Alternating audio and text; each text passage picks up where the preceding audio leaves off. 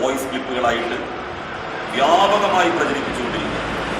റിയാസ് മൗലവി വധവുമായി ബന്ധപ്പെട്ട കേസ് കോടതി വെറുതെ വിട്ടത് പോലീസിന്റെയും പ്രോസിക്യൂഷന്റെയും അനാസ്ഥ കൊണ്ടാണ്, അവരുടെ സംഘപരിവാർ ബന്ധം കൊണ്ടാണ് എന്നാണ് അവർ പ്രചരിപ്പിച്ചുകൊണ്ടിരിക്കുന്നത്. ലീഗ് ഭരിക്കുന്ന സമയത്ത് 3 കേസുകൾ നടന്നിരുന്നു. UDF ഭരിക്കുന്ന സമയത്ത് ഞാൻ നേരത്തെ സൂചിപ്പിച്ച കാസർഗോഡ് പോലീസ് സ്റ്റേഷൻ അതിർത്തിയിൽ കൊല ചെയ്യപ്പെട്ടവരുടെ കേസ്, ആ കേസുകളിൽ എന്താണ്ടായത്? കാസർകോട് റിയാസ് മൗലവി വധക്കേസിൽ പ്രതികളെ വെറുതെ വിട്ട കോടതി വിധി സർക്കാരിനെതിരെ തെരഞ്ഞെടുപ്പ് ആയുധമാക്കാനാണ് ലീഗ് ശ്രമമെന്നും പ്രസ്താവന പിൻവലിച്ച് ലീഗ് പൊതുസമൂഹത്തോട് മാപ്പ് പറയണമെന്നും ഡോക്ടർ KT ജലീൽ MLA പറഞ്ഞു. തിരൂരിൽ വാർത്താസമ്മേളനത്തിൽ സംസാരിക്കുകയായിരുന്നു അദ്ദേഹം. EDയെ ഭയന്ന് നീതിന്യായ സംവിധാനങ്ങൾ വരെ കാവ്യവൽക്കരിക്കപ്പെടുന്നുവെന്ന് തുറന്നു പറയാൻ കഴിയാത്തതിനാലാണ് ലീഗ് സംസ്ഥാന സർക്കാരിനെതിരെ തിരിയുന്നതെന്നും KT ജലീൽ പറഞ്ഞു. റിയാസ് മൗലവിയുടെ ഭാര്യയോ കുടുംബമോ സമരസമിതിയോ സർക്കാരിനെയും പ്രോസിക്യൂഷനെയും കുറ്റപ്പെടുത്തിയിട്ടില്ല.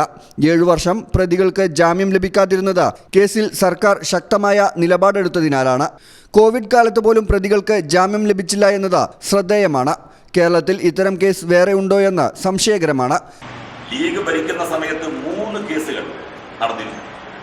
UDF ഭരിക്കുന്ന സമയത്ത് ഞാൻ നേരത്തെ സൂചിപ്പിച്ച കാസർഗോഡ് പോലീസ് സ്റ്റേഷൻ അതിർത്തിയിൽ കൊല ചെയ്യപ്പെട്ടവരുടെ കേസ്, ആ കേസുകളിൽ എന്താണ്ടായത്? ലീഗ് നേതൃത്വം വ്യക്തമാക്കട്ടെ.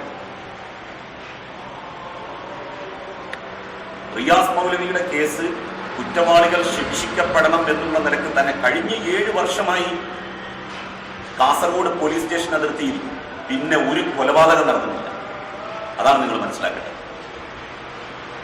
ഈ 3 പ്രതികൾ പിടിക്കപ്പെടുകയും ജയിലിലാക്കപ്പെടുകയും ചെയ്തതിന് ശേഷം കാസർഗോഡ് പോലീസ് സ്റ്റേഷൻ അതിർത്തിയിൽ ഒരു കൊലപാതകം പോലും നടന്നിട്ടില്ല.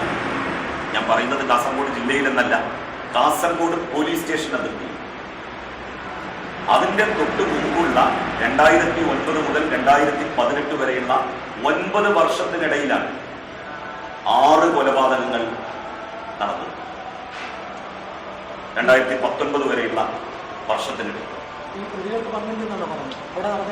അങ്ങനെയല്ല. അടുത്ത ശിക്ഷ കിട്ടും എന്ന് വരുമ്പോ അതിൽ നിന്ന് പിന്തിരിയാണ്. ഈ ശിക്ഷ കിട്ടില്ല എന്ന് വരുമ്പോ ഇനി അവിടെ എന്താണ് സംഭവിക്കാൻ പോകുന്നത് എന്നുള്ളത് കണ്ടറിയണം. കാരണം എന്ത് ചെയ്താലും ശിക്ഷിക്കപ്പെടില്ല എന്നുള്ള ഒരു ബോധവും ബോധ്യവും കുറ്റവാളികൾക്കുണ്ടാകുമ്പോൾ അവര് കുറ്റം ചെയ്യാനാണ് ശ്രമിക്കുക. അവരെ പ്രോസിക്യൂഷനെയും പോലീസിനെയും കുറ്റപ്പെടുത്താൻ പ്രചോദിപ്പിക്കുന്നത്. എന്തിനധികം ഇന്ത്യയുടെ പാർലമെന്റിൽ പോയി അതിശക്തമായി എന്തുകൊണ്ടാണ് ലീഗിന്റെ MPമാർക്ക് പ്രതികരിക്കാനും പ്രതിഷേധിക്കാനും സാധിക്കാത്തത്? ജോൺ ബ്രിട്ടാസും ബിനോയ് വിശ്വവും അതുപോലെ തന്നെ ഉത്തരേന്ത്യയിൽ നിന്നുള്ള പല MPമാരും, ഈ അടുത്ത് പുറത്താക്കപ്പെട്ട ബംഗാളിൽ നിന്നുള്ള MP, അവരൊക്കെ പറയുന്നത് പോലെ ശക്തമായിട്ട് പറയാൻ എന്തുകൊണ്ടാണ് ലീഗ് MPമാർക്ക് സാധിക്കാത്തത്? പല ഭയപ്പാടുമാണ് അവരെ അലട്ടുന്നത്. ലീഗ് ദേശീയ ജനറൽ സെക്രട്ടറി PK കുഞ്ഞാലിക്കുട്ടിയും സംസ്ഥാന സെക്രട്ടറി PMA സലാമും നടത്തിയത് അസംബന്ധം നിറഞ്ഞ പ്രസ്താവനയാണ്. ഇത് നിരുത്തരവാദപരവും മികച്ച രീതിയിൽ കേസ് അന്വേഷിച്ച് തെളിവുകളെല്ലാം കോർത്തിണക്കി കുറ്റപത്രം തയ്യാറാക്കിയ അന്വേഷണ സംഘത്തിന്റെ മനോവീര്യം നഷ്ടപ്പെടുത്തുന്നതുമാണ്. കേസിൽ പോലീസും പ്രോസിക്യൂഷനും തമ്മിൽ ഒത്തുകളിച്ചുവെന്ന് ആരോപിക്കുന്ന ലീഗ് കേസ് അന്വേഷണത്തിന് നേതൃത്വം നൽകിയ ഡോക്ടർ ശ്രീനിവാസ് അത്തരം ഉദ്യോഗസ്ഥനാണോ എന്ന് വ്യക്തമാക്കണം.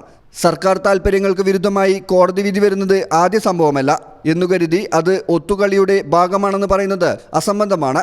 കുഞ്ഞാലിക്കുട്ടിയിൽ നിന്ന് അവധാനത്തോടെയുള്ള പ്രതികരണമാണ് ഉണ്ടാകേണ്ടിയിരുന്നത്. കോടതി വിധി ഉയർത്തിക്കാട്ടി ലോക്സഭാ തെരഞ്ഞെടുപ്പിൽ വോട്ട് തേടാനാണ് ഇപ്പോൾ UDF ശ്രമിക്കുന്നത്. ന്യൂനപക്ഷങ്ങളെ സർക്കാരിനെതിരെ തിരിക്കാനാണ് കോടതി വിധി ഉപയോഗിക്കുന്നത്. ലീഗിന്റെ പ്രതികരണം ആത്മാർത്ഥപരമാണെങ്കിൽ ലീഗ് ഭരണകാലത്ത് കാസർകോട് നടന്ന 3 കൊലക്കേസുകളിലെ വിധി സംബന്ധിച്ച നിലപാട് വ്യക്തമാക്കണം. ആ കേസുകളിൽ കുടുംബങ്ങൾക്ക് നീതി ലഭിച്ചിട്ടില്ല. ന്യൂനപക്ഷങ്ങൾക്കിടയിൽ CPMനുള്ള വിശ്വാസ്യതയെ ഇകഴ്ത്തി കാണിക്കുന്നതിന് വിധിയെ ഉപയോഗിക്കാനാണ് ലീഗ് ശ്രമം. ഇത് വിലപ്പോകില്ല. EDയെ ഭയന്ന് ലീഗിന് പ്രതികരിക്കാൻ സാധിക്കുന്നില്ല. അതിനാലാണ് അവാസ്തവങ്ങൾ എഴുന്നള്ളിക്കുന്നത്. സംഘപരിവാരത്തിനെതിരെ ഒരു പരിധിക്കപ്പുറം പറഞ്ഞാൽ EDയെ വിട്ട് ശരിയാക്കുമെന്ന ഭയം ലീഗിനെ അലട്ടുന്നതായും KT ജലീൽ പറഞ്ഞു.